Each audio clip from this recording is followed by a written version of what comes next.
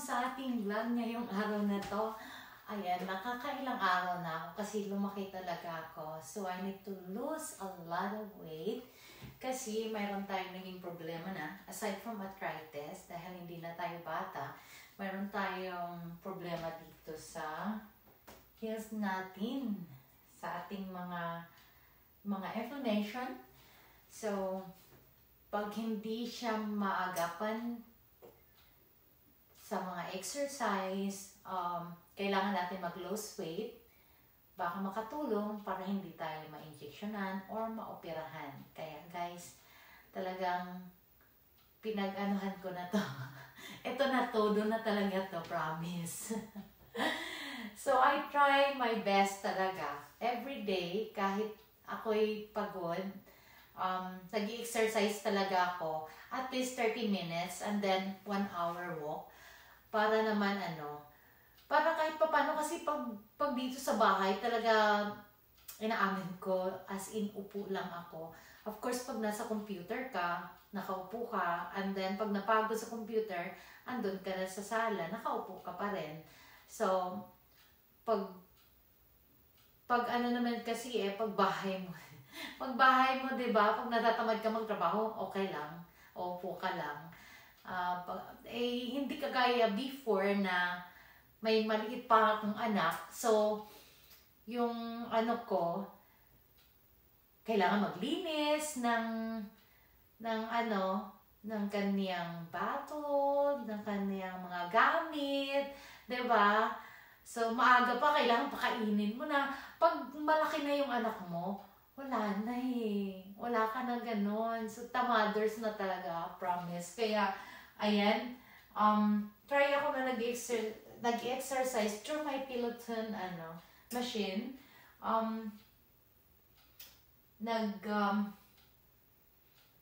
Umaano ka ng kasi hindi rin ako pwede ng sobra na galaw. So, try ko talaga na walking, and then nag-a-adjust lang ako doon sa, bawal sa akin ang eto, ipakita ko sa inyo ha, teka. Parang gusto kong power walk, diba? Pero hindi pwede. So, walking. Marami siyang classes talaga dito. So, mayroon siyang street running, bootcamp, walking, strength, cardio, stretching, yoga, meditation na pwede mong gawin. Which is, ang ginawa ko pa lang dito is walking and cardio. Yun. Baka next, yung stretching. Kailangan ko actually So, ito guys, ang pinili ko kay Cheese King. Ang kaniyang 60 minutes pop walk. Diba? So, halika, samahan niyo ako mag-exercise today. So, may music tayo. Mas CPR ako nito.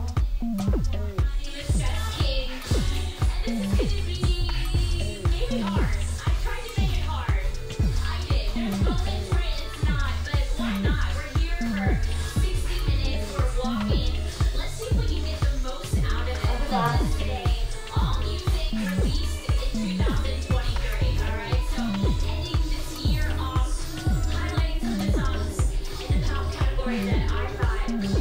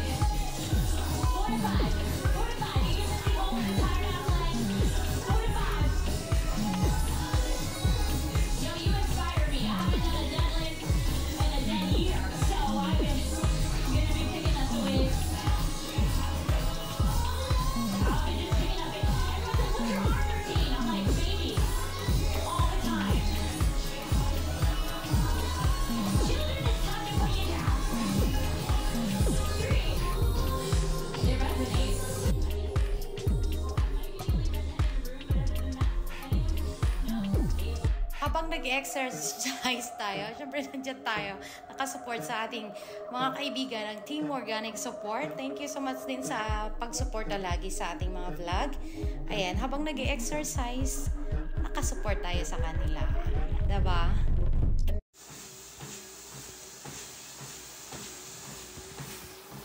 So, ito yung sinusundan natin, you know.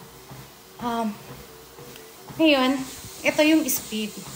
So, kung kaya ko, kagaya nito, kinakaya ko naman. Pero pag hindi, huwag mo kakayanin dahil ikaw din mahirapan. Lalo na kagaya ko na mayroon akong kailangan na mag-okay muna yung pa ako bago ako tudo talaga sa exercise. And then, dito sa incline, talaga nag-down ako dahil nabasa ko na bawal nga na gumamit ako ng incline dahil pwedeng mapiktuhan yung aking mga paa. So, dito makikita mo kung sino yung mga nandyan na nag-exercise din. Diba? Ito naman yung distance mo, calories na matatanggal. So, usually, ang inaano ko, kung kaya ko naman ng 1 hour, talagang nag-exercise ako for 1 hour, kagaya ngayon. So, nakikita nyo, ayan. So, o diba? Si Gisking ngayon ang pinili ko. This is siya yung paborito ko na hindi dito sa Peloton. So, ayan siya. O diba? So, ganun lang talaga. Ang pawis ko, grabe. Ay, nako. O diba? 1 taon pa bago bumalik yung katawang dalaga ko. Charot. Guys, natapos na tayo sa ating 1 hour na exercise. So, pwede na ako lumangon. Ayan. Siyempre, kailangan may stretching after. Yun ang huwag niyong kakalimutan. Mag-stretching kayo after ng exercise and before exercise. Kasi yun ang sinabi sa akin ng doktor. Pwede ako mag-exercise pero kailangan ko mag-stretching before ako mag-exercise and right after, 'di ba? O, 'di ba?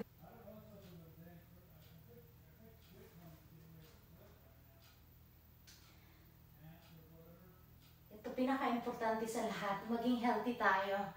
Pakinggan niyo yung inyong mga katawan. Kung mayroon kayong nafe-feel, talagang huwag kayong dalawang isip pa, pumunta na kayo sa doktor para mas maagapan kung ano man. Diba? Kasi kung malala na yung problema, hindi na mahirap na ma-solve. So, kailangan habang maaga, at saka huwag kayong matakot. Yun ang kasi ako takot.